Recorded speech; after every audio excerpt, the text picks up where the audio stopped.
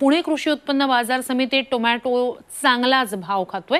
आज टोमॅटो 60 ते 65 रुपये किलोला विकला जातोय, तर एका कॅरेटला 700 ते 1300 रुपयाचा दर मिळतोय। त्यामुळे शेतकऱ्यांनी समाधान व्यक्त केलंय।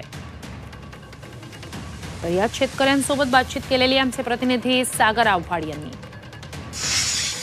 टोमॅटोचे भाव जे आहेत त्यात 60 ते 65 रुपये आहेत। काही ठिकाणी 100 रुपये किलो टोमॅटो जो आहे तो झालेला आहे। काय वाटतं? काय नाही, आम्ही शेतकरी असून आमचा उन्हाळी सीझन म्हणजे कमी बाजारभावात गेल्यामुळं आम्ही नाराज होतो। आता काय ना शेवट आम्हाला बाजार मिळाल्यामुळं आम्ही समाधानी आहे किंवा आनंदी आहे। आज काय भाव आहे आणि काय कारण आहेत त्याची आवक कमी? आजचा बाजार 55-60 रुपये आहे आणि बाजारात आवक कमी असल्यामुळं हे बाजार वाढलेला आणि इथून पुढे बी वाढण्याची शक्यता आहे।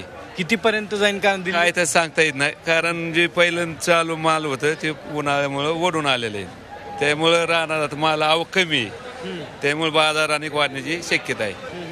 आता यंदा सुरुवातीला स्टार्टपासून 40-50 रुपयाला कॅरेट आम्ही विकत होतो, त्यावेळेस आवक भरपूर येत होती किंवा भरपूर लागणी झालेल्या होत्या, त्यामुळं बाजार डाऊन झालं। टोमॅटो जास्त पुण्यामध्ये येतो कुठून?